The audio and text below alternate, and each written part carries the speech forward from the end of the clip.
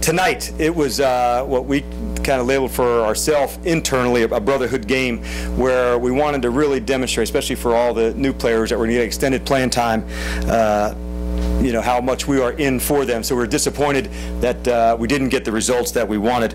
We threw a great camp, and at times we threw some great preseason football, and at times it didn't go like we wanted, especially in some of the second half. So we've got difficult decisions ahead regarding the roster, and that's exactly what you'd hope would be the case during this time of year. So guys have really put forth their best effort. So Thomas and myself will get right back to it tonight and continue on this discussion for the team. We're very excited to get rolling here with the preseason officially ending tonight. We've got a difficult weekend with some roster decisions, but also an exciting time to know that you know, the group of men that are going to make up this 2017 Falcons team is going to be one of competitive guys, tough guys, filled with resiliency, and guys who are ready to push it to the limit, see how far they can take it. So we're excited. We're disappointed with the results at the end of some of the preseason games, but we're very excited for our team, and very excited for, you know, everything that's going on in our city, including this stadium, which after the second time in it, you see even more. So we're very excited, and with that, I'm glad to open up to your questions regarding the game. Coach, how did Matt Sims manage the game for your quarterback? You know what, we were excited about the half, and we thought maybe we'd have a shot led. That was one we've really spent a lot of time on, some situational football. So that was one for him. 22 seconds or, you know, 24, something along those lines, where we had timeouts, we go and execute and get down the field. So some of the penalties knocked us out of some of the third downs that we would like, and you know, maybe there's a drop or two in there, but I thought overall Matt really showed himself well, and he showed that he can play in this league at quarterback. And it's not just tonight. He's shown that in practice and the way he's demonstrated that, you know, all through the spring. So I thought him in particular tonight, you know, was somebody that really understood, you know, leading the whole group and getting calls and battling like he does. I had five guys that kind of jumped out: Ray Wilson, Hall, Grace, Neesman, and Odom. But Julius probably more important than I'm certainly not going to share our list with you, with all the you know, the followers that you're going to have. So what I can tell you, we made a really big push on the football in training camp, and we wanted to make sure that speed, that attitude really came to life. So we'll start with Bleedy, you know, and having two interceptions in the end zone. You can, you know, imagine what that does, you know, to your defense when you're able to flip the field in those spots. So two really big plays. Was it Odom that had the tip ball and the one that went to Neesman? So just small examples like that to say, I'm going to strain to go make a play at the very end was good. And we were excited to see Grace. This was going to be a longer playing, extended playing time for him. He was playing alongside a really good veteran quite a bit of the time in Ish. So we were encouraged to see the speed that he could play with. Our linebackers can run, and that's from top to bottom. And the speed that they play with, it shows up on tape. It shows up on the way they hit. It shows up on the way they go after the ball. I've said it before, if I had a son, I'd want to play linebacker for Jeff Ulbrich, because he will go to the end of the earth to find and develop and keep pushing. So they're in good hands, and we certainly got some tough decisions at that spot as well.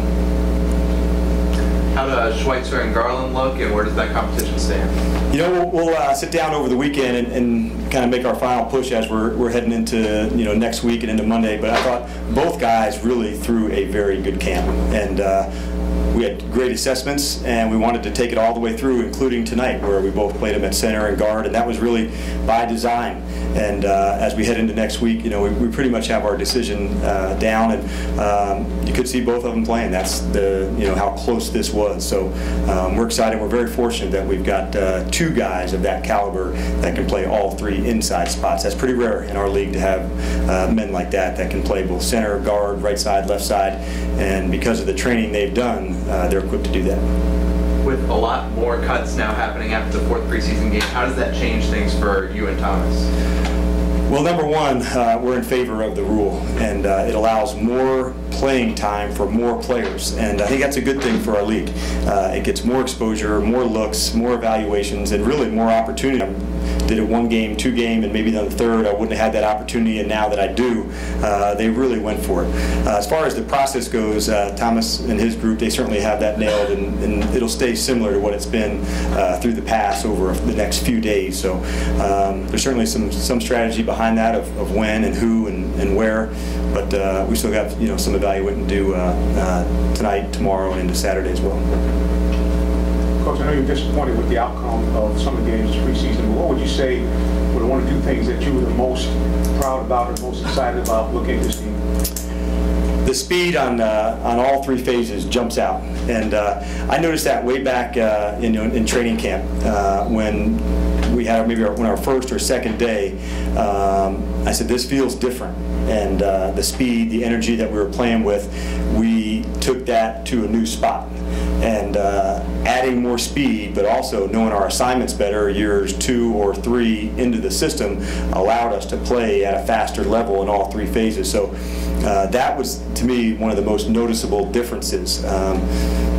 We wanted to make sure we improved on our situation football. It almost makes up 50% of the play time, short yardage and third downs and red zone and goal line.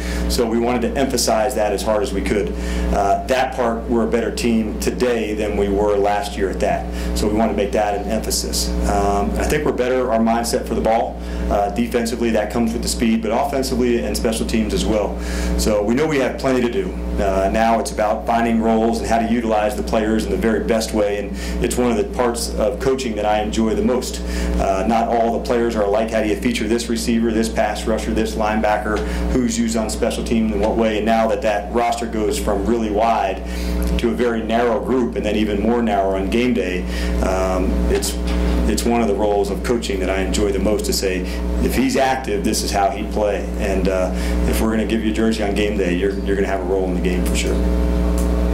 What's been your evaluation of Jermaine Grace and his play specifically today? We were very excited when he got here, all the way back in free agency after the draft, because he missed a year.